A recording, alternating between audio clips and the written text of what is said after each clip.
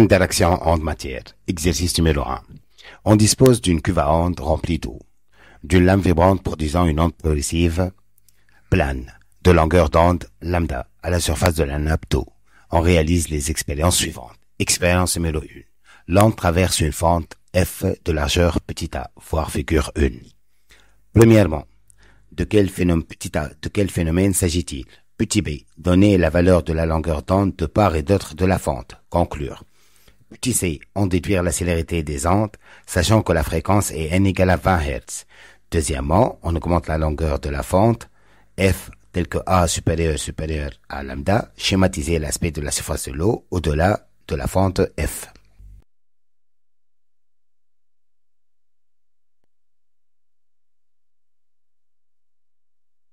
Expérience numéro 2.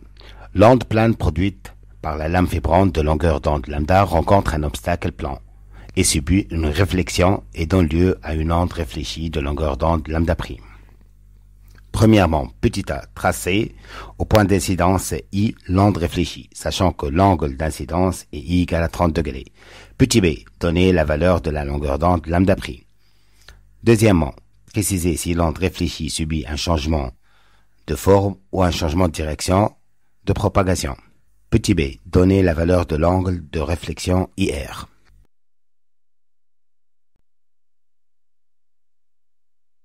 Expérience numéro 3.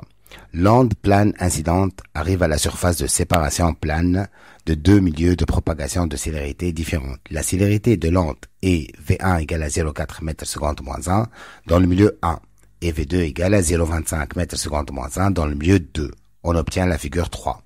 Premièrement, de quel phénomène s'agit-il?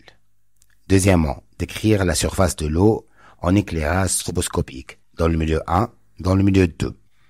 Troisièmement, l'onde rectiligne se propage dans le milieu 1, arrive à la surface de séparation sous une incidence I1 égale à 30 degrés. Petit a, déterminer l'angle I2 que fait la direction de propagation de l'onde transmise dans le milieu 2 avec la normale, à la surface de séparation des deux milieux. Petit b, donner la valeur de la longueur d'onde lambda 2 dans le milieu 2, sachant que lambda 1 égale à 2 cm dans le milieu 1.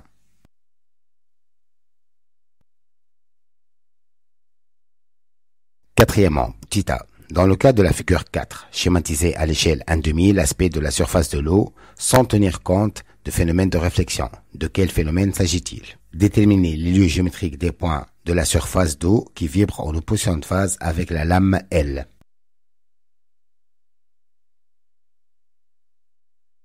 Réponse. Expérience numéro 1. Premièrement. Petit a. Lorsqu'une onde mécanique rencontre une fente de dimension convenable, elle subit le phénomène de diffraction. Petit b. D'après la figure 1, lambda égale lambda prime égale à 0,5 cm. On peut conclure que la diffraction conserve la longueur d'onde. Petit c. On a V égale lambda fois n. Donc 5 10 moins 3 fois 20, ça fait 0,1 m/s moins 1. Deuxièmement, notre schéma, lorsque la dimension de la fente est très supérieure à la longueur d'onde lambda.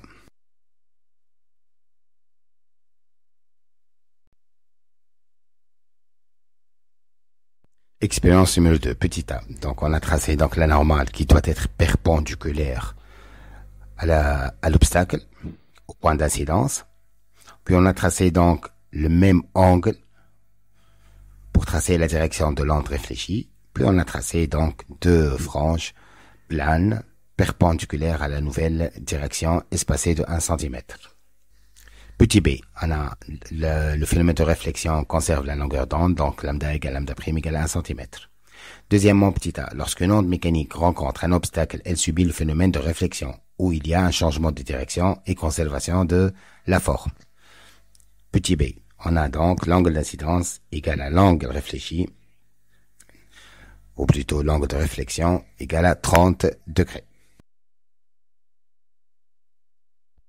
Expérience numéro 3. Premièrement, lorsqu'une onde mécanique rencontre une surface de séparation, elle subit le phénomène de réfraction. Deuxièmement, milieu 1, on observe donc des franges planes régulièrement espacées et immobiles. Milieu 2, on observe des franges planes régulièrement espacées et immobiles, mais plus serrées les unes des autres et de directions différentes. Troisièmement, petit a, on a V1 sinus I2 égale à V2 sinus I1. Donc, sinus I2 égale à V2 sinus I1 sur V1.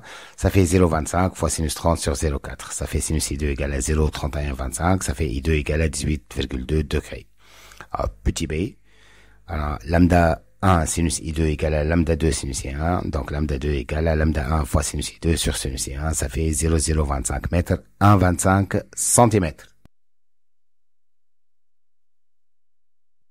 Quatrièmement, petit a. Alors, on a tracé donc des franges en bleu, rectilignes, espacées de 1 cm, puisque la longueur d'onde lambda égale à 2 cm, et nous utilisons une échelle de 1,5. D'autre part, de la surface de séparation, en rouge, on a tracé donc des franges espacées de 0,6 cm, puisque lambda prime égale à 1,25 cm. 1,25 cm sur 2 selon l'échelle, ça donne 0,6. Donc, lorsque l'onde mécanique rencontre une surface de séparation perpendiculairement à sa direction, elle subit le phénomène de transmission. Petit b. On a delta V égale à pi sur 2 plus 2 kpi pour les points qui vibrent en opposition de phase. Donc phi de s moins phi de m égale à pi plus 2 kpi. Or, phi de s moins phi de m égale à 2pi x sur lambda. Donc phi de 2pi x sur lambda égale à pi plus 2 kpi. En simplifiant par pi, on trouvera donc x égale à lambda sur 2 plus k lambda. C'est l'équation des points ou l'abscisse des points qui vibrent en opposition de phase avec la source, c'est-à-dire avec la lame L.